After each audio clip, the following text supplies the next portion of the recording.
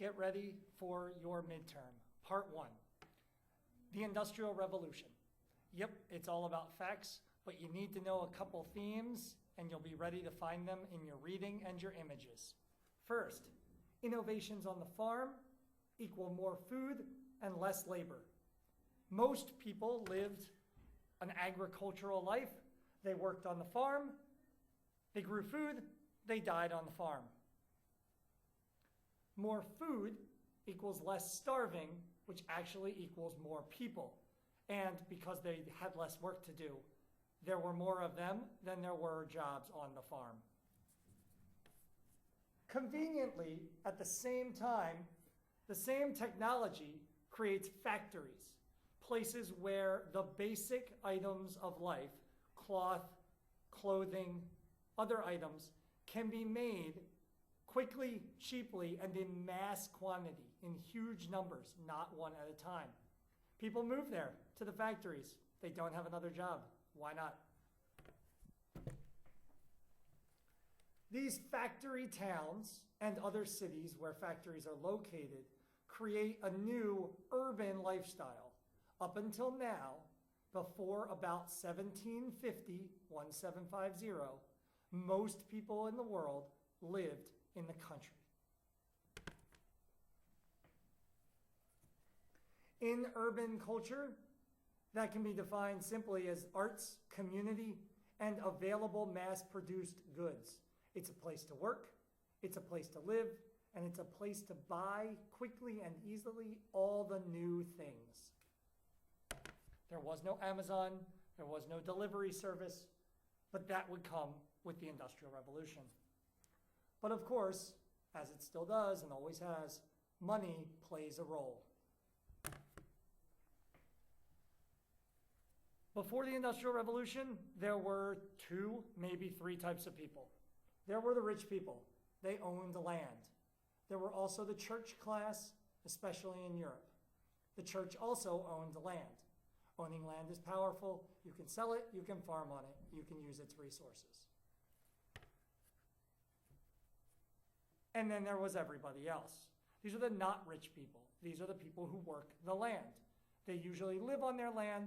They are not slaves like we tend to think in our American mindset, but they are the simply not rich. They do not own land. They are skilled, though they may not have the skill of an artiste or an artisan.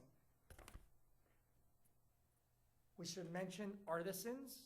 Artisans are those specifically skilled people, like think of a blacksmith or a shoemaker, someone who knows a specific way to make a specific thing that everyone needs. This rise of a new group of people called the middle class, they kind of get stuck in between. These are our middle class managers. They have skills. They often work in the factories. They often spend their time managing other people, but they don't own the factory, but they're not a daily worker. They are literally in the middle, and they're stuck in between. They're stuck in between 2 philosophies. Capitalism, the idea that we all have private ownership, it's a good thing. I should be able to buy and own what I want.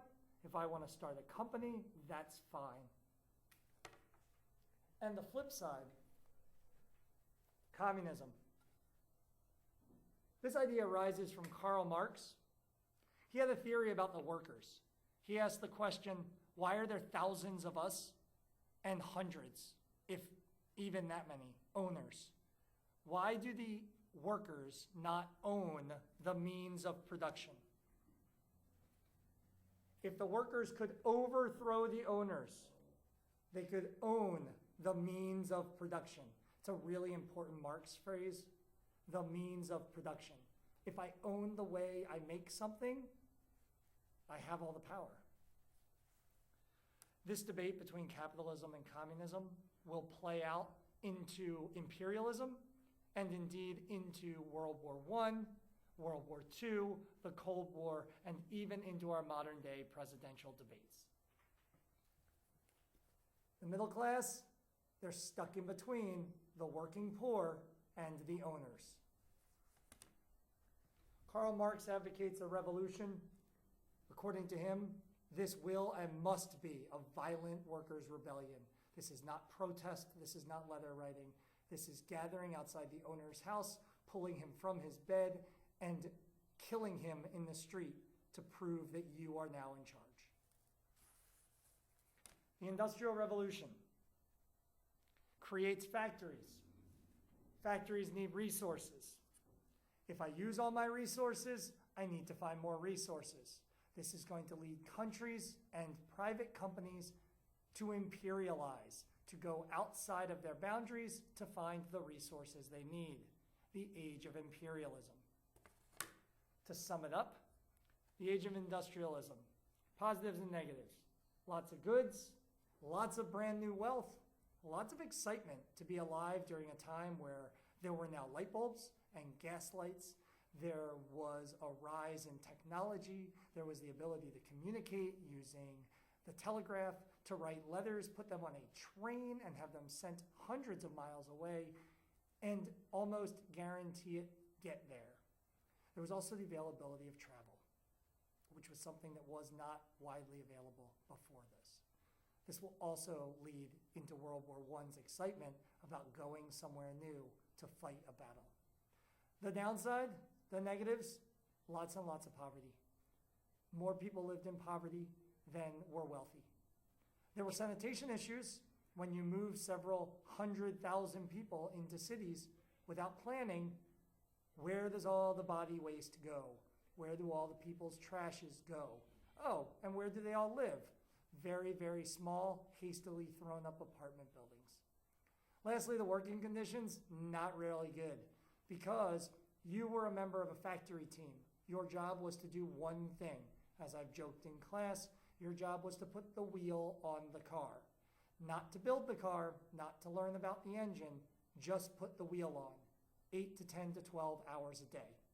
This was the only job available, and if you didn't like it, feel free to find another one which you couldn't find. Men, women, and children worked in these factories. There was no time for school. There was very little time for home.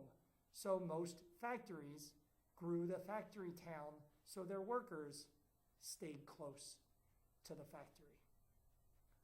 The Industrial Revolution, brand new changes, demands new resources, leads us directly into the age of imperialism.